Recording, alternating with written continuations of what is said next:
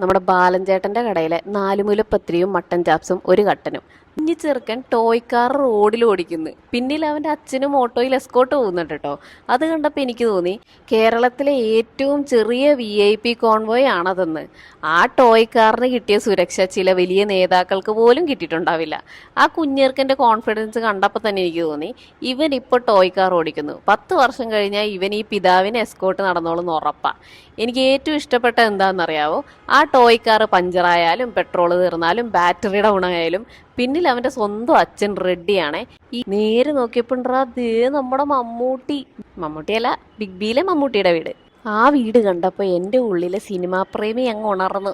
അല്ലെങ്കിൽ പ്രാന്തൻ കുരിയച്ചൻ്റെ നടയിൽ കൊണ്ട് നേർച്ച ഇട്ട് കഴിഞ്ഞിട്ടുണ്ടെങ്കിൽ ആരാണോ കട്ടത് അയാൾക്ക് പ്രാന്ത് പിടിക്കും. Hello, excuse me. കൂട്ടുകാരൊക്കെ കൂടെ രാത്രി 1 മണിക്ക് വിളിച്ചിട്ട് പറയാ വാടെ നമുക്ക് മട്ടാഞ്ചേരി വരെ ഒന്ന് പോയിട്ട് വരാമെന്ന്. പിന്നെ അവരോട് ഞാൻ എന്തിനാ പോകുന്നേ എന്ന് ഞാൻ ചോദിച്ചുമില്ല. കാരണം രാത്രി 1 മണിക്ക് യാത്ര പ്ലാൻ ചെയ്യുന്ന ടീംസിനോട് പോയിട്ട് എന്തിനാന്ന് ചോദിച്ചു കഴിഞ്ഞാൽ ആ ട്രിപ്പിൻ്റെ രസം അങ്ങ് പോകില്ലേ.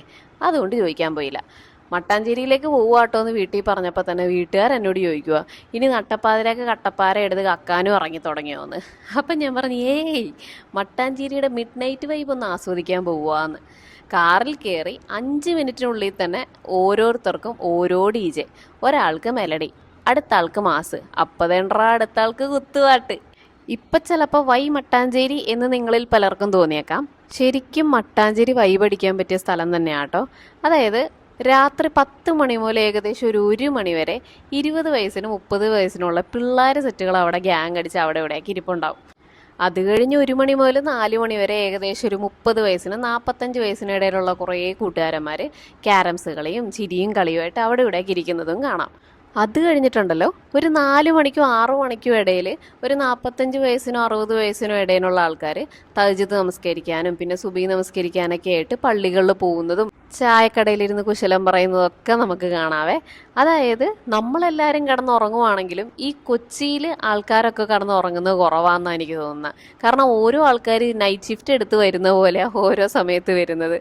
ഏത് നട്ടപ്പാതിരാക്കാണെങ്കിലും ഏത് സ്ത്രീകൾക്കൂടെ ധൈര്യമായിട്ട് ഇറങ്ങി നടക്കാം. അതാണ് കൊച്ചി മട്ടാഞ്ചേരി എന്ന് പറയുന്നൊരു വൈബ്.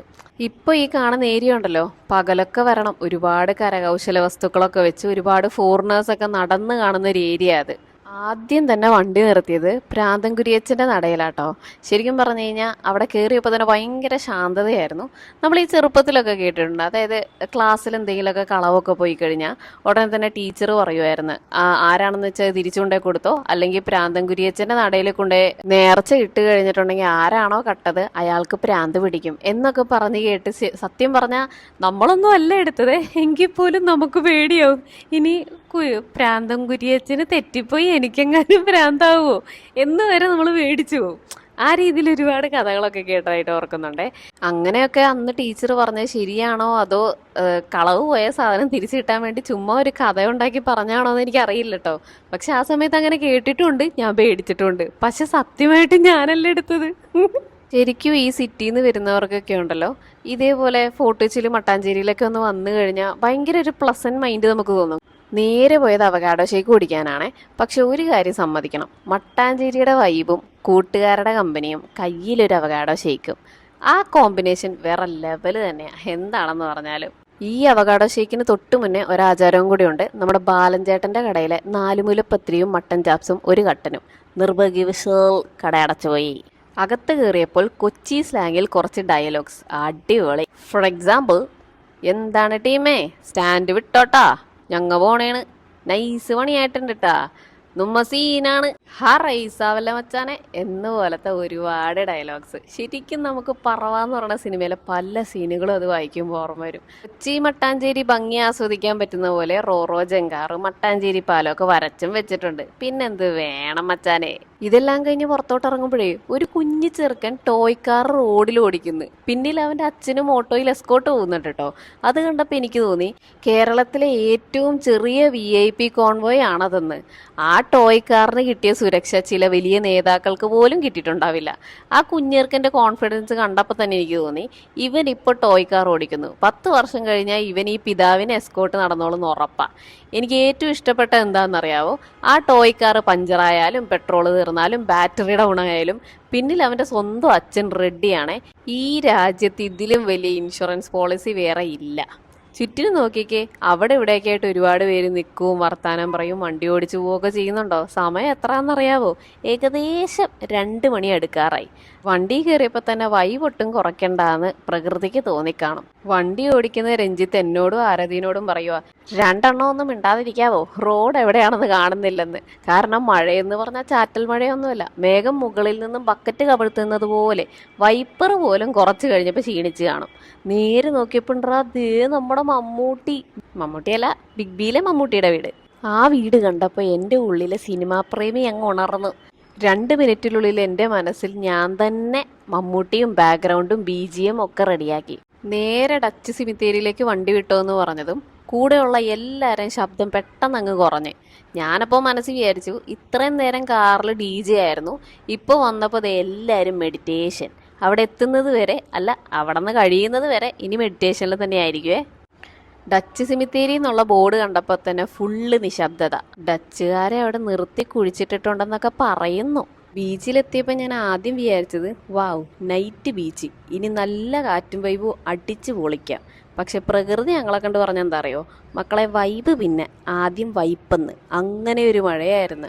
ഒരു ഭാഗത്ത് കടൽ തിരമാല അയക്കുന്നു, മറ്റേ ഭാഗത്ത് ആകാശം വെള്ളം അയക്കുന്നു. ഇതിൻ്റെ നടുവിലിരുന്ന് ഞാൻ ആലോചിക്കുമായിരുന്നു, നിങ്ങൾ രണ്ടുപേരും ഒരേ ഡിപ്പാർട്ട്മെൻ്റ് അല്ലേ, ഒന്ന് സംസാരിച്ചൊരു ഷിഫ്റ്റ് വെച്ച് ജോലി ചെയ്താൽ പോരെ. ഒരു കാര്യമില്ലാതെ ജോയിൻറ്റ് മീറ്റിങ്ങിന് വന്ന പോലെ ഞാനും. മഴ നിർത്തുന്ന ലക്ഷണമൊന്നുമില്ല. കടൽ കണ്ടപ്പോൾ സന്തോഷമായി, പക്ഷെ മഴ കണ്ടപ്പോൾ മനസ്സിലായി ഇന്ന് കടൽ കാണാൻ വന്നതൊന്നുമല്ല, കടലിൻ്റെ ബാക്കപ്പ് വെള്ളം കാണാനാണ് വന്നതെന്ന്. ദേ ആ നിൽക്കുന്ന മുതലിനെ കണ്ട, ഇന്നത്തെ ഡ്യൂട്ടി കഴിഞ്ഞ് വീട്ടിൽ പോകാൻ നോക്കിയതാ, അപ്പോഴാണ് മഴ ഓവർ ടൈം കൊടുത്തത്. അതൊരു നിമിഷം കടലിനെ നോക്കും, പിന്നെ ആകാശത്ത് നോക്കും, വീണ്ടും കടലിനെ നോക്കും. എനിക്കപ്പോൾ തോന്നിയത്, പുള്ളി ദൈവത്തിനോട് പറയോ, ഏയ് മിസ്റ്റർ, കടൽ ഇവിടെ തന്നെയുണ്ട്, അതിൽ ആവശ്യത്തിലധികം വെള്ളവും ഉണ്ട്, അതിലേക്ക് വീണ്ടും വെള്ളം ഒഴിക്കേണ്ട ആവശ്യമുണ്ടോ? സത്യം, ആ സമയത്ത് മഴ നിർത്താൻ ഏറ്റവും കൂടുതൽ പ്രാർത്ഥിച്ചത് ഞങ്ങളല്ല, ആ നായയായിരിക്കും. ആ കാണുന്ന പള്ളി ഫോറിനേഴ്സൊക്കെ വരാറുള്ള പള്ളിയാണെന്ന് പറയുന്നു. മഴയായതുകൊണ്ടായിരിക്കാം അധികം ആൾക്കാർ റോഡ് സൈഡിലൊന്നും കാണുന്നില്ല. അങ്ങനെ ആദുവിൻ്റെ കുഞ്ഞികൃഷ്ണനായിട്ട് ഞങ്ങൾ നേരെ ഹാർബർ പാലം കയറുക കേട്ടോ. ഈ ഹാർബർ പാലത്തിനൊരു ചരിത്രമുണ്ട്. 1930കളിൽ കപ്പലുകൾക്ക് കടന്നു പോകാൻ സൗകര്യം ഒരുക്കിക്കൊണ്ടാണ് ഈ പാലം പണിതിരിക്കുന്നത്. ഈ പാലത്തിൻ്റെ നടുഭാഗം മുകളിലേക്ക് ഉയർത്താൻ കഴിയുന്ന രീതിയിലാണ് രൂപകൽപ്പന ചെയ്തിരിക്കുന്നത്. അത് ഭയങ്കര കാഴ്ചയായിരിക്കും, പക്ഷെ ഇപ്പോഴൊന്നും അത് വർക്കിംഗ് അല്ല. 1930കളിലുള്ള ആൾക്കാർക്കേ അതറിയൂ. സത്യം പറഞ്ഞാൽ കപ്പലിന് വഴിമാറിക്കൊടുക്കാൻ പൊങ്ങുന്ന പാലം എന്ന ഐഡിയ തന്നെ എനിക്ക് വളരെ ഇഷ്ടപ്പെട്ടെ. കാരണം മനുഷ്യർ തമ്മിൽ വഴി കൊടുക്കാൻ പഠിച്ചില്ലെങ്കിലും പാലം പഠിച്ചല്ലോ. ഈ പാലത്തിൽ പണ്ട് റോഡല്ല ട്രെയിനാണ് പോയിക്കൊണ്ടിരിക്കുന്നതെന്നാണ് എനിക്ക് വെല്ലുപ്പ പറഞ്ഞതായിട്ടൊരു ഓർമ്മ, പക്ഷെ ഉറപ്പല്ല. ഇവിടെ മട്ടാഞ്ചേരി ഫോർട്ട് കൊച്ചി ഭാഗത്തുള്ള ആരെങ്കിലും ഹാർബർ പാലത്തിനെ കുറിച്ചുള്ള ഹിസ്റ്ററി അറിയാമെന്നുണ്ടെങ്കിൽ കമൻറ്റ് ബോക്സിലൊന്ന് എഴുതിയിടണേ. എന്താണെങ്കിലും കൊച്ചിക്കാരുടെ ചരിത്രത്തിൽ വലിയൊരു അടയാളം തന്നെയാട്ടോ ഈ ഹാർബർ പാലം. അതങ്ങോട്ട് കഴിഞ്ഞപ്പോഴേക്കും ദേ അടുത്തൊരു കൗതുക കാഴ്ച, SD ലോറികൾ നിരന്ന് നിൽക്കുന്ന ഒരു കാഴ്ച. ഞാൻ ആദ്യം വിചാരിച്ചത് ഇത് ലോറിയുടെ പാർക്കിംഗ് ആണോ അതോ ലോറിയുടെ കുടുംബയോഗം വല്ലതും ആണോ എന്ന്.